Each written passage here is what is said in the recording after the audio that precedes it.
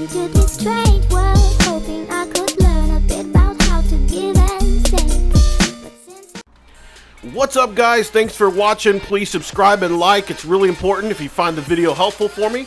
We are playing Phantom Pain, Metal Gear Solid 5, and I've got 6 tips for you for beginners or for those just trying to get back into the swing of things.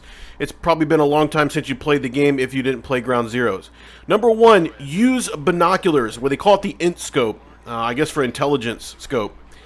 It seems like a really basic thing, and they even tell you in the game to do it, but I've been watching some gameplay and already, and especially with Ground Zeroes, and people aren't doing it, and they're dying left and right. If you like dying a lot, then by all means don't use it, but give yourself the advantage of using the binoculars. If you're not familiar with this game, this is a very stealthy game. And yes, this game is very different from all the games past, 1 through 4, but stealth is still the main component to this game. So you want to scope out the area, get a high vantage point like I am right now on this cliff, and then scope out all your enemies. And also you can scope out items that you can pick up later on with your Fulton recovery device. So you can not only scope out like that mortar in the background, but you can also scope out enemies, and there's a mic attached to it, so you'll be able to hear their conversations later in the game. It's really, really helpful because the guys will stay red the whole time. You'll see that triangle above them no matter where they're at on the map. Not only does it show it on the map, but it shows it on the, right in front of you. And also they glow white so you can see them through walls. Very, very important. Tip number 2, go dark. And what I mean by that is straight up play at night. Of course, you can play anytime you want, and there's definitely pros to playing during the daytime. It looks better, and you can see stuff. But if you play at nighttime, there's several benefits. So I always choose to play at 1800 hours, okay, which is dusk. So it's right before nighttime, and then soon it turns to night. And like other games, this game will progress as you play. Will progress from daytime to nighttime. So if you start at dusk, then it'll be nighttime pretty quick. It gives you a lot of stealth advantages. It's a lot harder for the enemies to see you. Okay, and generally they're in well-lit areas, as you can see here, and that's why I put this clip in here. They're usually lit up. They got a ton of spotlights around them, so they can't see you coming, but you can see them from a mile off.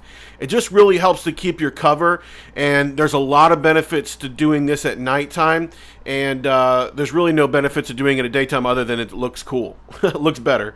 Go dark more, and this is another reason to go dark, and it really ties in with my number 4, but use night vision to easily spot entry and exit doors, enemies, and items. So what I mean by this, you can see that this door is yellow when I have my night vision on. And that's because it's a door that's not blockaded. It's harder to see that in the daytime because you have to see the boards going across it. But the nighttime, it glows bright yellow. And also your items that are valuable glow. Not only do they shine in that little blinking, but they also glow yellow as well.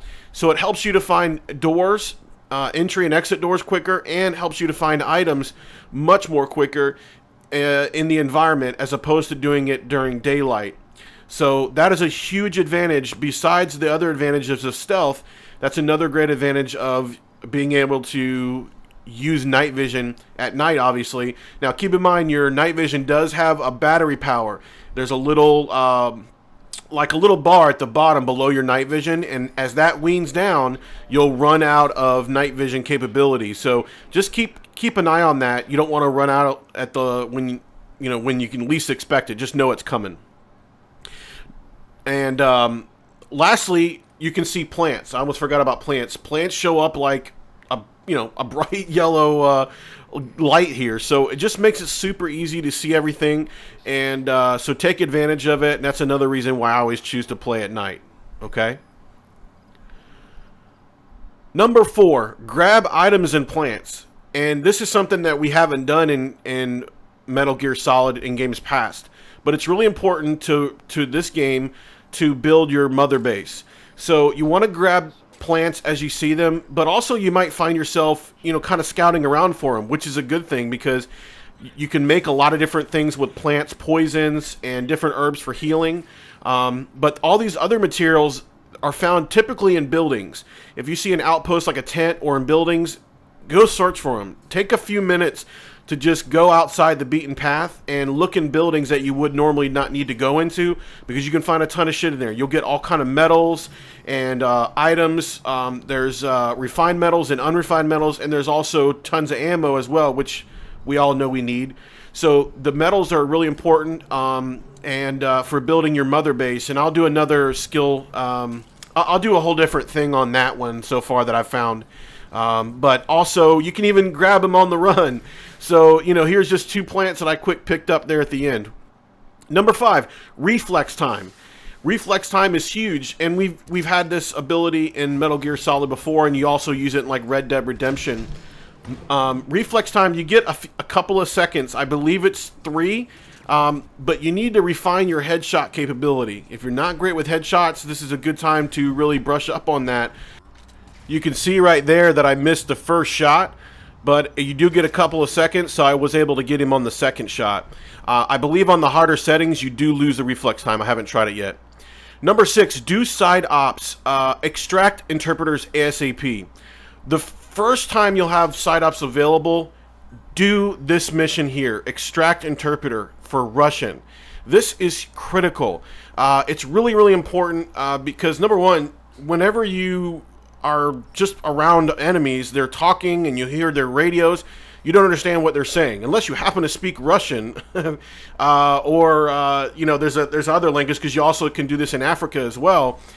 You'll need to grab the interpreters for each one of these countries. Even though you're not in Africa now, you're in Afghanistan, there's Russians everywhere, and unless you speak Russian in real life, you'll want to know what they're saying. So also another benefit of being able to have the interpreter is when you interrogate the enemies.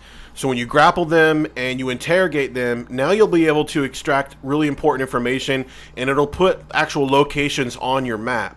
So it's just a really important tactic to have, and none of that's available to you if you don't have an interpreter that speaks Russian. And you can see right here, this is the whole mission to grab the first interpreter.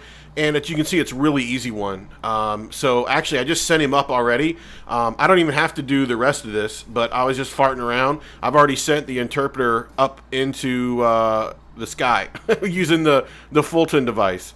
So it's really cool.